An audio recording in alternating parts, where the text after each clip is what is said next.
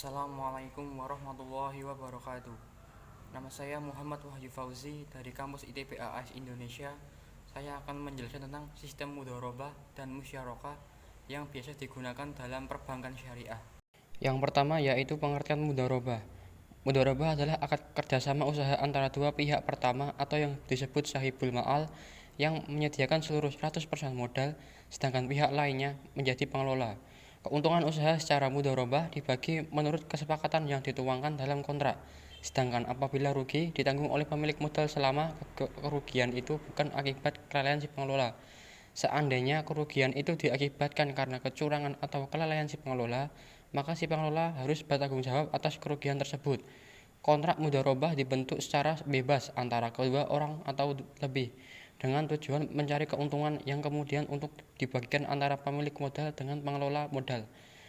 Berdasarkan kesepakatan mutualitas dan secara fair dan sama, mitra yang aktif atau pengelola secara bebas melakukan perdagangan dengan modal yang dipercayakan kepadanya dengan jalan yang ia anggap terbaik, serta dapat meningkatkan hasil dari bisnis sesuai dengan yang tersebut di dalam kontrak.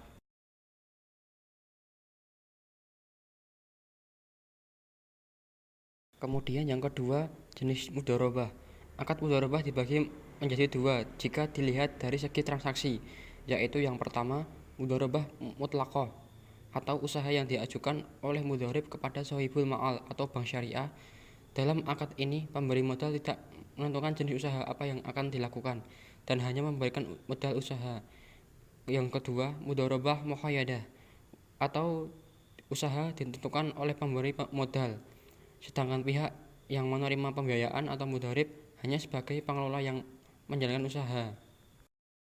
Kemudian, ketentuan hukum mudharabah. Mudharabah dapat dibatasi oleh periode tertentu. Yang kedua, kontrak tidak boleh dikaitkan muhalak dengan sebuah kejadian di masa depan yang belum tentu terjadi. Yang ketiga, tidak ada ganti rugi dalam mudharabah karena akad ini pada dasarnya bersifat amanah atau dipercayakan, kecuali akibat dari kesalahan yang sengaja, kelalaian, atau pelanggaran kesepakatan. Yang keempat, jika salah satu pihak tidak memenuhi kewajibannya atau terjadi perselisihan di antara kedua belah pihak, maka penyelesaiannya dilakukan melalui badan arbitrasi syariah jika tidak terselesaikan melalui musyawarah. Kemudian, skema pembiayaan mudharabah. Yang dimaksud adalah yang pertama, nasabah mengajukan pembiayaan kepada bank untuk memperoleh modal usaha. Kemudian, bank memberi modal sebesar 100% untuk dikelola oleh nasabah yang memiliki keahlian tertentu. Kemudian akan dijalankan sebagai proyek atau usaha oleh si pengelola. 3. Akad berlangsung telah ditentukan bagi hasilnya.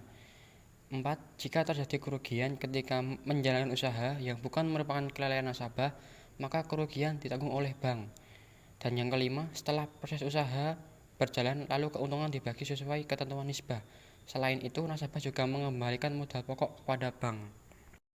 Kemudian, pengertian dari musyarakah.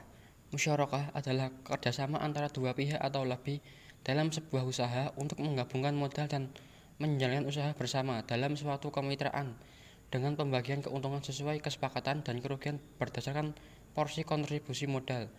Secara etimologis, musyarakah berarti penggabungan, percampuran, atau syarikat. Atau musyarakah adalah akad kerjasama atau percampuran antara dua pihak atau lebih untuk melakukan suatu usaha tertentu dengan kesepakatan bahwa keuntungan akan dibagikan sesuai nisbah yang disepakati dan risiko akan ditanggung sesuai porsi kerjasama. Musyarakah merupakan akad kerjasama di antara pemilik modal yang mencampurkan modal mereka dengan tujuan mencari keuntungan.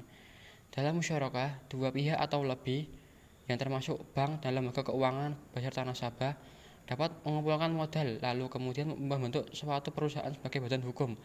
Setiap pihak yang terlibat memiliki bagian secara proporsional sesuai kontribusi modal yang mereka berikan dan memiliki hak mengawasi atau voting right perusahaan sesuai proporsinya masing-masing. Kemudian jenis-jenis syirkah atau musyarakah. Yang pertama, musyarakah amlak. Musyarakah amlak merupakan musyarakah yang terjadi karena adanya usaha tertentu atau terjadi secara alami, bukan karena akad. Ini bisa di luar kajian perbankan syariah ya. Kemudian yang kedua, musyarakah atau syirkah uhud. Syirkah uhud terjadi jika dua pihak atau lebih bersepakat untuk menggabungkan harta mereka untuk kegiatan usaha dan hasilnya dibagi antara pihak yang terlibat, baik laba atau rugi. Musyarakah atau syirkah uhud ini yang ada pada perbankan syariah atau yang biasa digunakan pada perbankan syariah.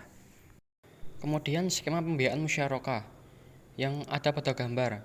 Penjelasannya adalah yang pertama, nasabah mengajukan pembiayaan kepada bank dengan akad musyarakah untuk mendapatkan tambahan modal. Kemudian yang kedua, antara nasabah dan bank saling berkontribusi dalam usaha ini. Yang ketiga, dalam hal ini antara kedua pihak saling bekerjasama. Dan yang keempat, bank melakukan pembiayaan modal kepada nasabah dan dikelola menurut keahlian masing-masing nasabah. Keduanya bekerjasama dalam melakukan suatu proyek yang keuntungannya dibagikan berdasarkan sesuai kesepakatan. Kemudian juga pengusaha atau bank pengelola memberikan bagian modal dari bank tersebut. Terima kasih. Apabila ada salah mohon maaf. Wassalamualaikum warahmatullahi wabarakatuh.